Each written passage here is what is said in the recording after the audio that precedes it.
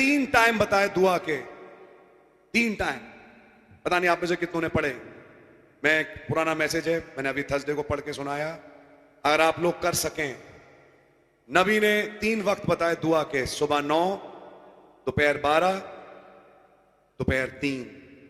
9, 12 और 3 बजे की दुआ, ये जरूरी दुआएं। सुन रहे हैं आप? इन वक्त पे हमारे प्रभु दुआ करते थे, इन वक्तों पे डैनियल दुआ करता था। ये वक्त हैं दुआ के। बाइबल के अनुसार 3 बजे जब पतरस दुआ कर रहा था तब चादर उतरी। ये बाइबल है।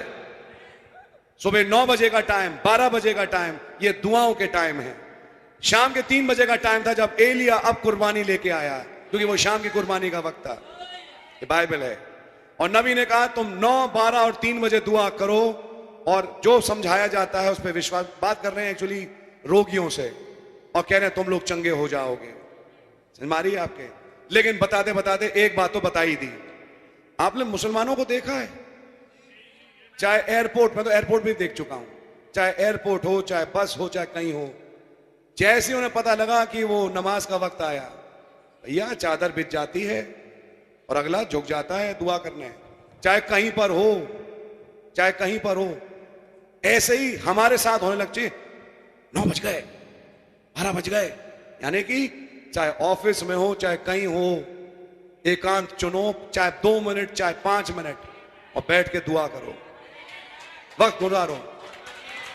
मैं आपको कुछ दे रहा हूं आज, और मैं दावे के साथ कह रहा हूं कि आप इसे करो, और अगले 1 महीने में बताना अपने पास्टर को कि तुम्हारे जीवन में क्या गवाहियां उत्पन्न खुदावंद करते हैं। क्योंकि ये नुस्खा हमारा नहीं, ये नुस्खा भाई ब्रैनम ने खुद बताया। 9 बजे, 12 बजे और 3 बजे, ये 3 वक्त हैं दुआ के। इसका मतलब ये नहीं कि खाली यही 3 वक्त हैं। बाइबल में एक आयत ये भी कहती है निरंतर प्रार्थना में बने रहो।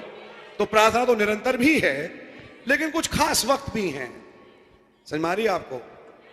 तो ये चीजें भाई ब्रैनम के द्वारा बताई गई। भाई कहां है? अगर कोई इंटरेस्टेड हो, भैया मीटिंग के बाद आए।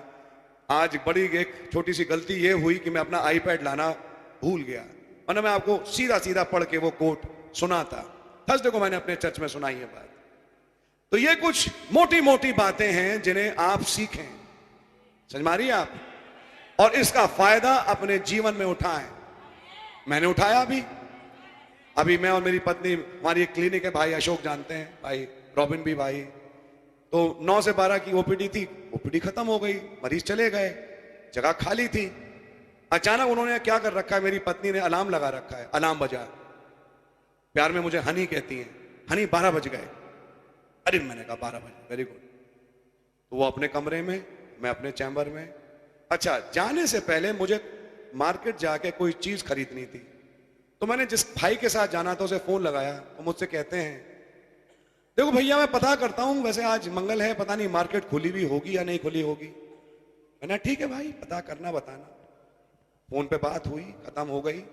अभी बात हो गई, खत्म हुई, तभी 12 बज गए। हम दुआ में लग गए, हमने खुदा का धन्यवाद दिया, दुआ करी और प्रभु से अपनी बातें रखी। दुआ के बाद उठे तो फोन उठाया तो फोन बज रहा था, मैंने साइलेंट मोड पे रखा था, तो फोन बज नहीं रहा था और उसी भाई का था। अब देखिए, दुआ के बाद फोन उठाया, मैंने हाँ भाई जी बताइए। बोले ठीक है 2:30 बजे मिलते हैं, दुकानें खुली हैं सारी। अरे 10 मिनट पहले तो बंद थी, अब 10 मिनट के बाद सारी दुकानें खुल गई। मैंने अपनी आंखों से देखा एक ड्राफ्ट बन रहा है और ड्राफ्ट बन के अटक गया। अरे क्या यार, बैंक में, अरे मशीनें चल गई। अभी दिमाग में आया दुआ करो। हम लोग कई बार इन चीजों में इतना मशगूल हो जाते हैं, खुदा को भूल जाते हैं। हमने कहा प्रभु ये ड्राफ्ट आप ही बनवाए। कम करी, खट निकल गया बाहर, यूं जैसे कि मानो दुआ ने कोई बटन दबाया। आपने कई बार इसको महसूस किया, आपके जीवन में कई खुदावन ने गवाहियां उत्पन्न करी हैं। तो फिर इन चीजों में हम क्यों ना आगे और बढ़ें?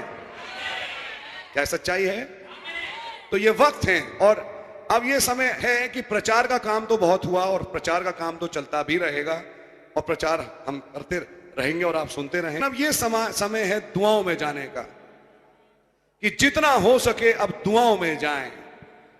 आप लोग जा भी रहे हैं, मुझे मालूम है, मेरे पास खबरें हैं, लेकिन मैं आपको कुछ खास वक्त बता रहा हूं दुआ के, बड़े इंपॉर्टेंट है। Any how